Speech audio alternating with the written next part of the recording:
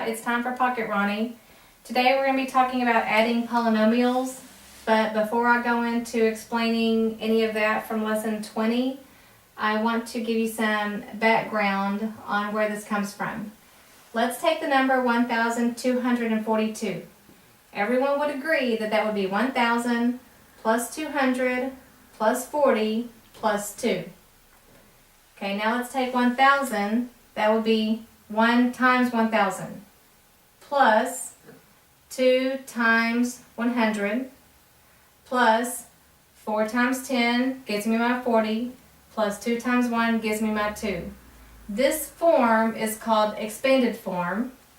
Then the next way we can write it, we can say 1 times, instead of writing 1,000, 1,000 is the same as 10 cubed. Plus 2 times, instead of writing 100, we can write 10 squared. Plus 4 times 10 to the first, okay, that's 10 to the first, plus 2 times 10 to the 0. Remember, what is anything to the 0 power? Anything to the 0 power is 1. So this is the same thing as 1. Look at our exponents. Our exponents count down. 3, 2, 1, 0. This form is called exponential form. Why? Because we are writing all of our base 10s with exponents. Notice that everything is a base 10. 10, 10, 10, 10. All of our bases are 10.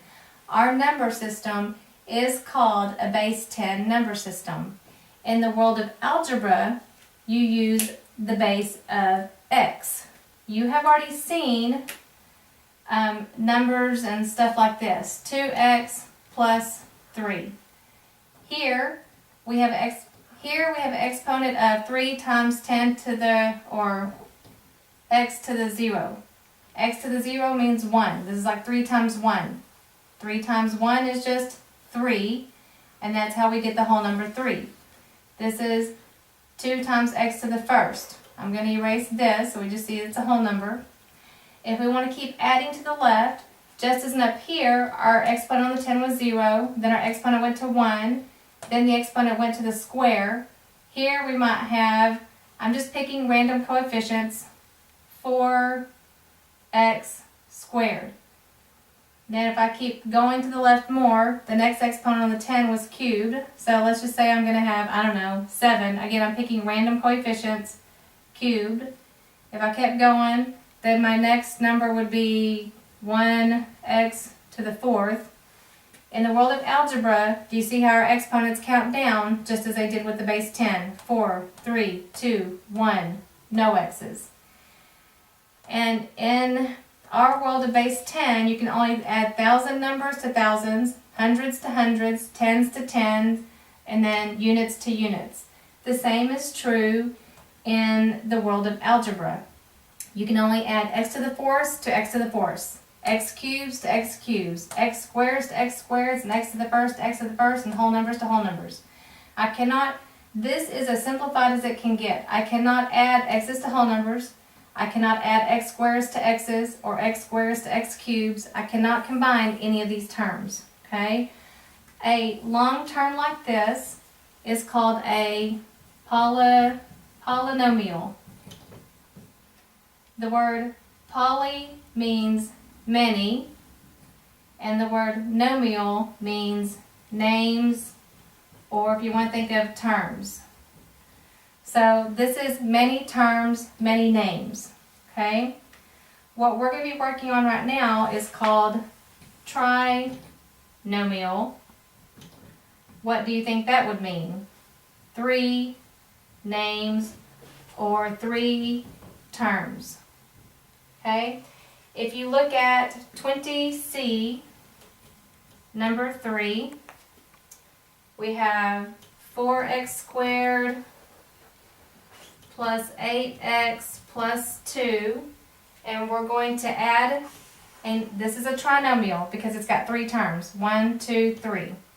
So this is called a trinomial. So we're going to take this trinomial and we're going to add another trinomial to it that has 3 terms to it. In the world of math, if we took the number 1,242 and then we wanted to add 356 to it, we would make sure our units are lined up, our hundreds are lined up, or our units, our tens, our hundreds, and then our thousands. We would add units to units, tens to tens, hundreds to hundreds, and thousands to thousands. The same is true when we're adding polynomials. Line up all your whole numbers, line up all your x's, or x to the first, line up all your x squared terms. If you have any x cubed or x to the fourth, line those up. And now we're just adding them like we're adding numbers. Same as in the regular math world of numbers, we would start on the right and add from right to left. I will do the same thing here. So, looking at your signs, adding a positive 2 and a negative 1 is a positive 1. A positive 8x, adding a positive 3x is a positive 11x. A 4x squared minus what coefficient's in front of this x squared? A 1, negative 1. Adding a 4 and a negative 1 gives you a positive 3x squared. I do not need to write the positive out here. When there's no sign, it's assumed to be positive. Just know, just as you're adding 8x and 3x is 11x, you don't do anything with the x's. 8 of these plus 3 of these is 11 of these. The same is true with x squared. 4 of these and a negative 1 of these is a positive 3 of these. The these does not change. X squared stays the same. And this would be your answer for that one. Okay, now let's look at 20D, number 3. Just going to rewrite it right here.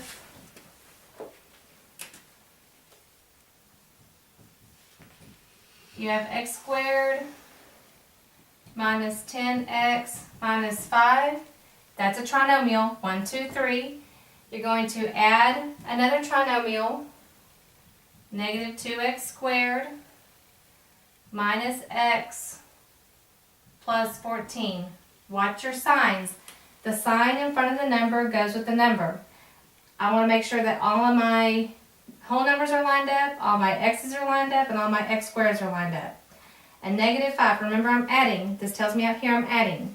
A negative 5 and a positive 14. 9, a positive 9.